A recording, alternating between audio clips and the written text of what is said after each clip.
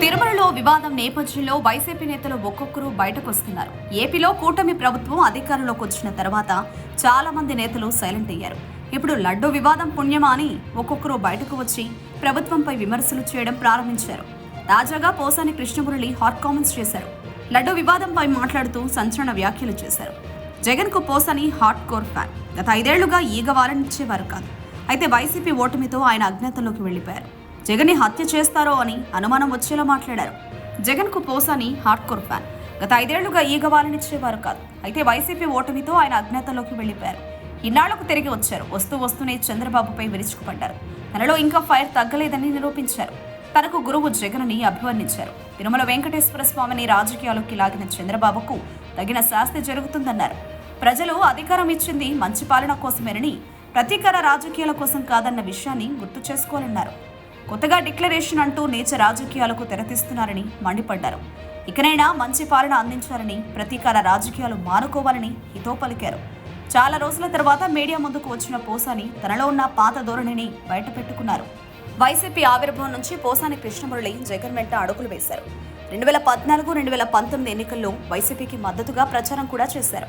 2019 ఎన్నికల్లో వైసీపీ గెలవడంతో దూకుడు పెంచారు. ఈ నేపథ్యంలో జగన్ పోసాని సేవలను గుర్తించారు. రాష్ట్ర స్థాయి నామినేటెడ్ పోస్ట్ ఇచ్చారు. అయితే చలనచిత్ర అభివృద్ధికి సంబంధించి పోస్టు తీసుకున్న పోసాని రాజకీయ విమర్శలకు ఎక్కువగా పరిమితమయ్యేవారు. ముఖ్యంగా చంద్రబాబు, పవన్ కళ్యాణ్లను టార్గెట్ చేసుకునేవారు. ఒకానొక దశలో వారిపై తిట్ల దండకం పూనుకున్న సందర్భాలు కూడా ఉన్నాయి. పవన్ కళ్యాణ్ వ్యక్తిగత జీవితంపై పోసాని కృష్ణమురళి చాలాసార్లు మాట్లాడారు. చివరకు మెగా కుటుంబంపై సైతం అనుచిత వ్యాఖ్యలు చేశారు. అప్పట్లో జన సైనికులు పోసాని ఇంటిపై దాడి చేశారు. దీంతో కొద్ది రోజులు సైలెంట్ అయ్యారు పోసాని. మళ్లీ యథావిధిగా విమర్శలు ప్రారంభించారు. అయితే ఎన్నికల్లో వైసీపీ ఓడిపోవడంతో పోసాని అజ్ఞాతంలోకి వెళ్లిపోయారు. తనకున్న నామినేటెడ్ పదవికి సైతం రాజీనామా చేశారు. అయితే తాజాగా లడ్డు వివాదం నేపథ్యంలో మరోసారి తెరపైకొచ్చారు. మళ్లీ పాత పద్ధతిలోనే చంద్రబాబుపై విరుచుకుపడ్డారు. ఒక రాష్ట్ర ముఖ్యమంత్రిపై చెడుగుడాడారు. దీంతో టీడీపీ శ్రేణులు పోసాని కృష్ణమురళి తీరుపై గుర్రుగా ఉన్నారు. అయితే లడ్డు వివాదం నేపథ్యంలో వైసీపీ ఒక వ్యూహం ప్రకారం అడుగులు వేస్తున్నట్లు అర్థమవుతోంది. ఇప్పటి వరకు ఈ వివాదంపై టీటీడీ ట్రస్ట్ బోర్డు మాజీ చైర్మన్లు మాత్రమే మాట్లాడారు. కానీ ఈసారి వైసీపీ నేతలు ఒక్కొక్కరు ముందుకు వచ్చి మాట్లాడుతున్నారు.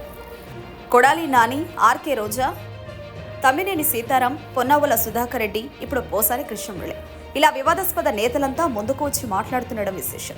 ఈ వ్యవహారంలో వైసీపీ వ్యూహం మార్చినట్లు తెలుస్తోంది. మరి టీడీపీ కూటమి పార్టీలు ఎలా స్పందిస్తాయో చూడాలి.